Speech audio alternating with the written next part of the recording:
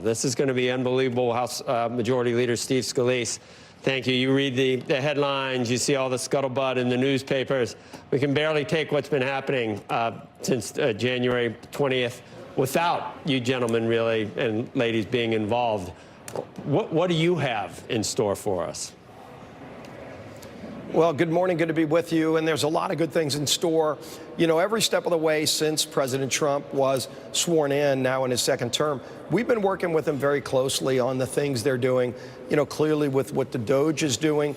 We're working because some of those items are going to have to be done legislatively to get rid of that wasteful spending, but also on what we're going to do to get our economy growing again. That's really what where we get into these budget talks and ultimately the budget reconciliation process to lock in the Trump tax cuts, many of which are expiring at the end of this year. We sure don't want to see a massive $4.5 trillion tax increase. So we have legislation to prevent that, to produce more energy in America. Some of that takes legislative action. Clearly, we're working with President Trump on what he wants to do to open up more energy in America. That's going to bring in more revenue, by the way, create more jobs, lower costs for families so that you can lower inflation, build the wall. President Trump needs funding to build out the wall, to give more technology to our Border Patrol agents, like drones, like night vision goggles, so they can better secure our border. That's going to be in this bill that we're putting together as well. So a lot of work's been going on behind the scenes for weeks now, but it's time to put that down on paper, start getting the committees directly involved in working so that we can move this legislation forward. In one bill.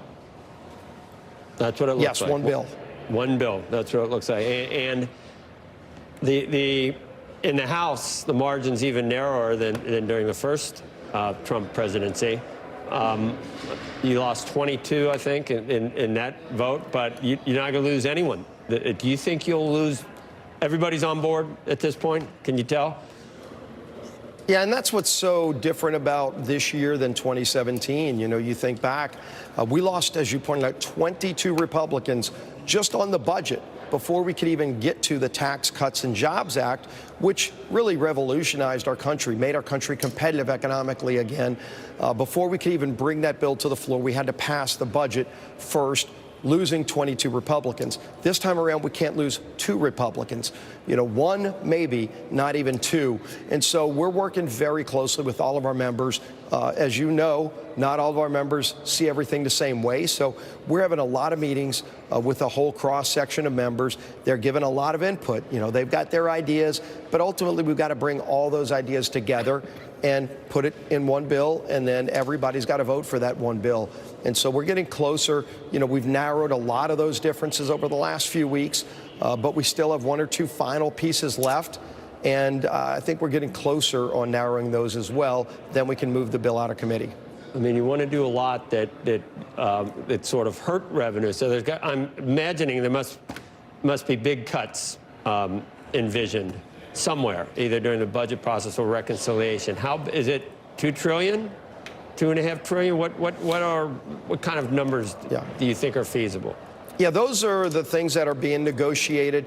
You know, we're already all the way up to $1 trillion and more in identified cuts and savings to taxpayers. And I'm talking about common sense things like just Social Security verification in some of our big programs. I mean, you've got illegal aliens getting major benefits, Medicare, which they're not even legally eligible to get because there's not enough verification. You know, so you've got a program that's potentially headed for bankruptcy for people who actually paid into it, who deserve to get that benefit, and yet there are thousands of illegal aliens that are getting on that program, costing it billions of dollars that shouldn't even be on it. That's going to be something we go after. Work requirements is another thing. You know, so you can get up to some really big money, billions here, billions there. It adds up quickly. But ultimately, then you also have to count in economic growth, because if we lock in the tax cuts from 2017, which really got our economy moving, created millions of jobs, there's a lot of uncertainty right now in the economy. I'm sure you can see it. People don't want to make investments because, for example, the 199A goes away. That's a big deduction for small business owners so that they get an equalized tax rate as our corporations do. If you take that away, every small and medium-sized business in America becomes uncompetitive. You can't let that happen, but that creates uncertainty. If we lock these rates in, it'll bring a lot more investment into the economy. If you open up more American energy, it brings more billions more investment into America's economy. So that growth also factors into offsetting this bill so that it becomes deficit neutral. Is there a close scrutiny of Medicaid? Is something going to happen there? I mean, it has expanded enormously in recent years. Is something there on the table? Could it be on the table? Well, we're looking at different things. Obviously, work requirements in Medicaid is the place you would start. And as you pointed out, you know, even going back to COVID, Medicaid mushroomed exponentially, adding millions more people onto the program that did not were not on it before, that had private insurance, other forms of insurance, and now the taxpayers of America are picking up that tab.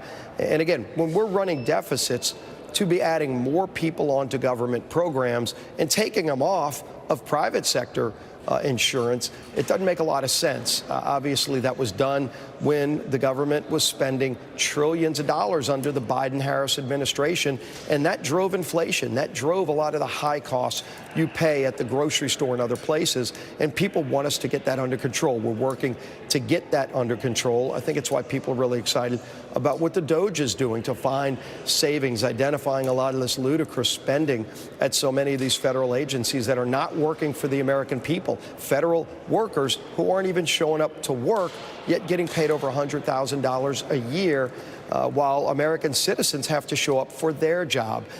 These are the disparities that people are fed up with that are finally being addressed. 92 wrap. Majority Leader, what do you, and I guess we need a quick answer, but you're expecting help from DOGE. Are we talking about $1 trillion there, and then it would be reflected in what you do with budget and reconciliation? Some of the advice Elon from Musk DOGE? feels he can get, Elon feels he can get up to $1 trillion, which is separate than the trillion we're working on, and more. And we're looking at other things beyond $1 trillion, but we're at least there. Well, I don't know. It may not be good for the media for you to pile on to everything that's already happening. Can you delay this a little while, this whole budget thing, or there's a lot going on, but get used to it. This is how President Trump works. He came back on the second term really focused. Okay, we're ready for it. Don't think about us. Don't worry about us. We'll cover it. I don't. Y'all are going to be able to handle it, but we're going to deliver a lot of results for hardworking families. All right, well, we want to have you back to talk about all this again. Majority Leader, thanks. Look forward to it.